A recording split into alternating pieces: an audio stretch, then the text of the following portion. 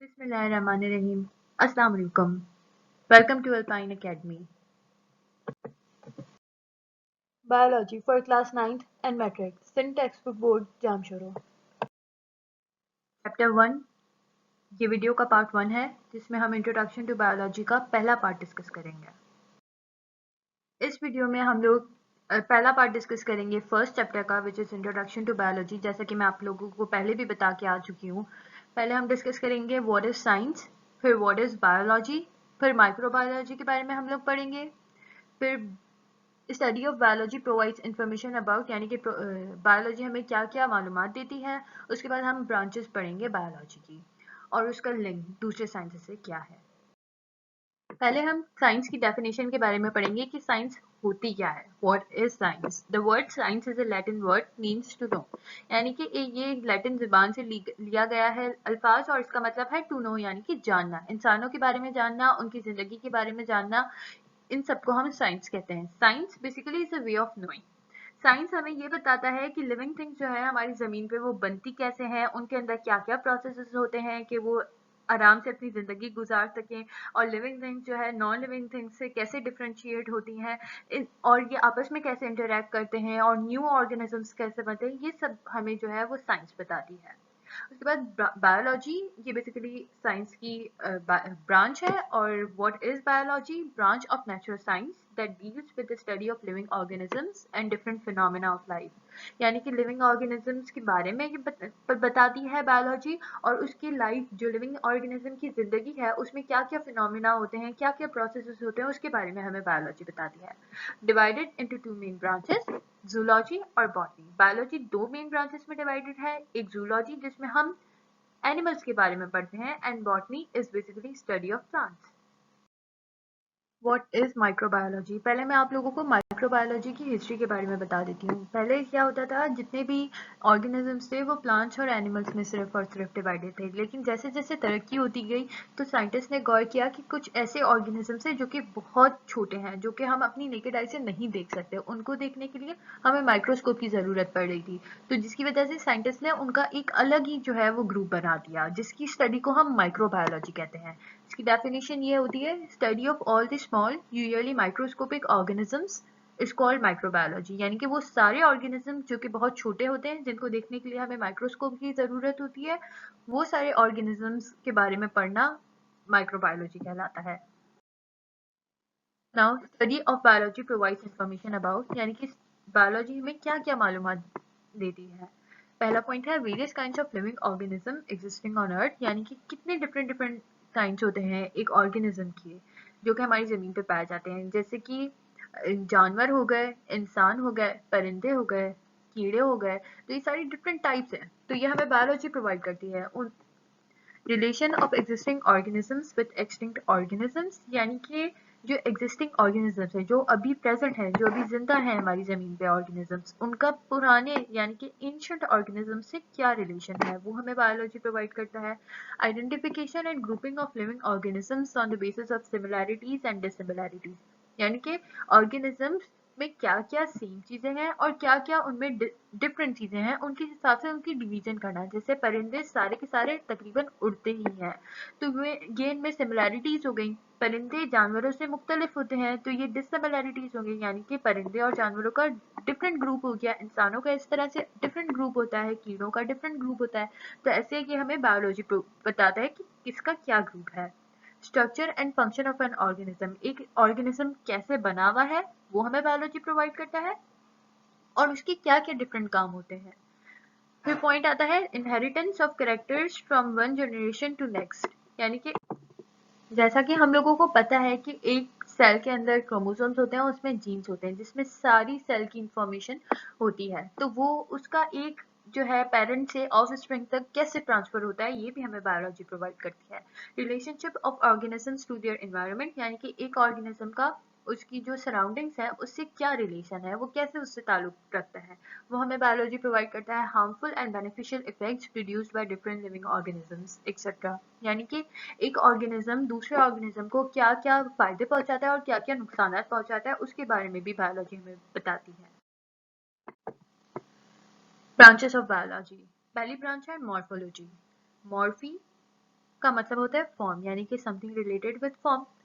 तो इसकी डेफिनेशन पढ़ते हैं। Study of external structural characteristics of plants and animals, यानी कि प्लांट और एनिमल कैसे बैरूनी तौर पर बने हुए हैं, उनका क्या स्ट्रक्चर है। जैसे प्लांट्स का की लीव्स होते हैं, फ्लावर होता है, तो ये मॉर्फोलॉजी में हम पढ़ते हैं कि वो कैसे फ्लावर बना होता है, उसका क्या शेप होता है। एनिमल्स का क्या शेप होता है वो हम मॉर्फोलॉजी में पढ़ते हैं।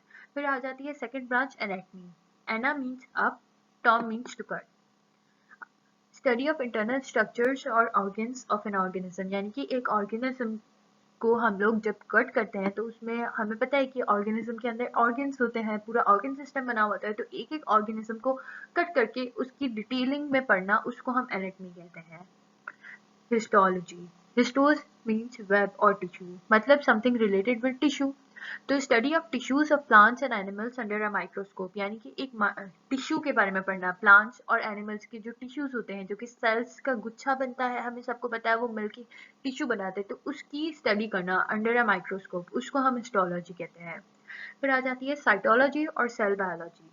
काइटोस मीन्स, जैसे साइटो से लिया हुआ है काइटोस, तो हॉलो वेसल या सेल को हम काइटोस कहते हैं। Study of structure, function and composition of cell and cell organelles, यानी कि एक सेल कैसे बनता है, उसके क्या क्या काम होते हैं, वो उसका स्ट्रक्चर क्या होता है, स्फेरिकल होता है कि नहीं होता, और एक सेल के अंदर कौन से ऑर्गेनल्स होते हैं। जैसे कि हमें पता है माइटोकॉन्ड्रिया होता है, सेल वॉल होती है उसके अंदर, उसके अलावा राइबोसोम्स होते हैं, एंडोप्लाज्मिक रेटिकुलम्स होते हैं। इस तरह से डिफरेंट डिफरेंट ऑर्गेनल्स क्या क्या होते हैं, इन सब की स्टडी करने को हम साइटोलॉजी कहते हैं। फिर आ जाती है physiology. Fuses means nature, study of functions of different parts of living organisms.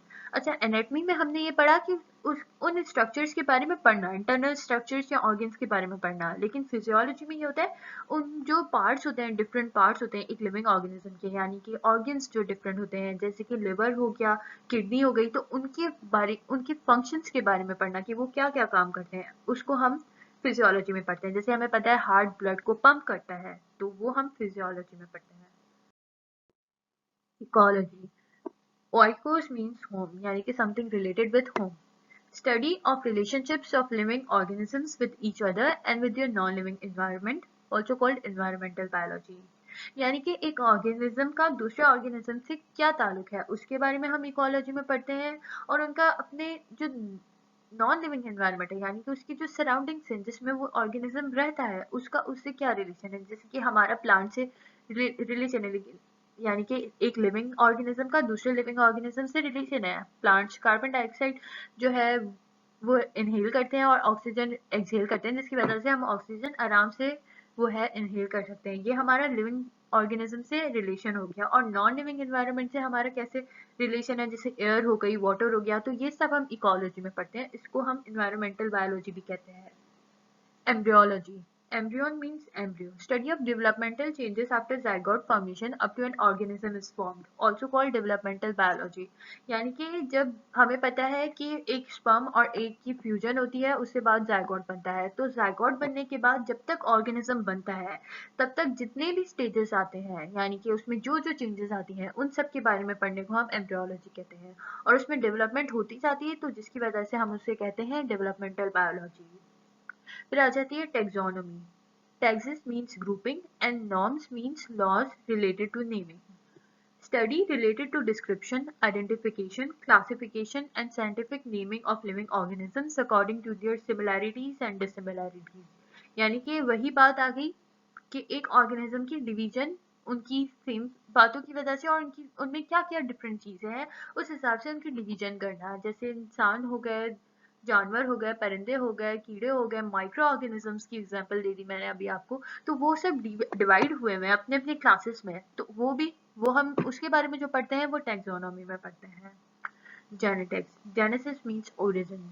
Study of genes, genetic variation and heredity in organism, यानी कि वही बात आ गई कि क्रोमोसोम के अंदर जीन होता है, उसके बारे में पढ़ना, उसमें कैसे कैसे चेंजेस आते हैं, उससे ऑर्गेनिज्म में कैसे चेंजेस आते हैं, वो उन सब के बारे में पढ़ने को हम जेनेटिक्स कहते हैं। पैलेंटोलॉजी, पैगोस मीन्स एंशिएंट एंड ऑन्टोस मीन्स बीइंग ऑर्गेनिजम्स, यानी कि ancient organisms. Study of fossils is known as palaeontology, यानी कि फॉसिल्स के बारे में पढ़ना, एंशिएंट ऑर्गेनिजम्स के डेड ऑर्गेनिक मैटर के बारे में पढ़ने को हम जो है वो पैलेंटोलॉजी कहते हैं। पैलियोबॉटनी और पैलियोजूलॉजी, ये जो है पैलेंटोलॉजी की दो मेन ब्रांचेस हैं। पैलियोबॉटनी में we will study about the plant fossils and palaeozoology में we will study about the animal fossils. Biochemistry, study of chemical aspects of living organism, यानी कि इंसान के अंदर कौन कौन से केमिकल रिएक्शंस होते हैं, क्या क्या केमिकल प्रोसेसेस होते हैं, खाना कैसे डाइजेस्ट होता है, HCl कैसे स्टमक से प्रोड्यूस होता है, उन सब के बारे में पढ़ने को हम बायोकेमिस्ट्री कहते हैं। फिर आ जाता है biotechnology, study of processes involving living organisms being used to make useful chemicals and products और to perform an industrial task, यानी कि एक ऑर्गेनिज्म को हम इस्तेमाल करते हुए उसमें से कैसे ऐसी चीजें बनाएंगे, कैसे ऐसे यूजफुल केमिकल्स वगैरह या प्रोडक्ट्स बनाएंगे कि दूसरे ऑर्गेनिजम्स को फायदा पहुंच सके या कोई हम इंडस्ट्री में उसको काम ला सकें, तो उसकी बारे में स्टडी करने को हम बायोटेक्नोलॉजी कहते हैं। जैसे हम इसकी एक एग्जांपल ले लेते हैं, बैक्टीरिया लिविंग ऑर्गेनिज्म है, उसमें से इंसुलिन बनती है, तो वो इंसानों को मदद करती है, डायबिटिक पेशेंट्स को हेल्प करती है, तो वो सब हम बायोटेक्नोलॉजी में पढ़ते हैं। Biology and it's link with other sciences, यानी कि बायोलॉजी का और साइंस की दूसरी ब्रांचेस का आपस में क्या रिलेशन है।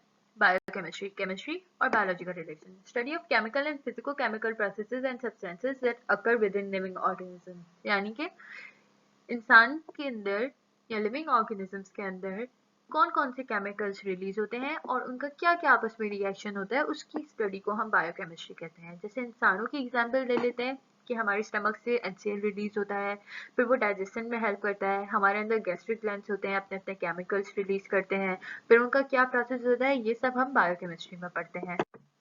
बायोफिजिक्स, यानी कि फिजिक्स और बायोलॉजी का relation, study of science of the application of the laws of physics to biological phenomena, यानी कि फिजिक्स के जो लॉज होते हैं वो जानदार की जिंदगी पे कैसे अप्लाई होते हैं, उसके बारे में पढ़ने को हम बायोफिजिक्स कहते हैं।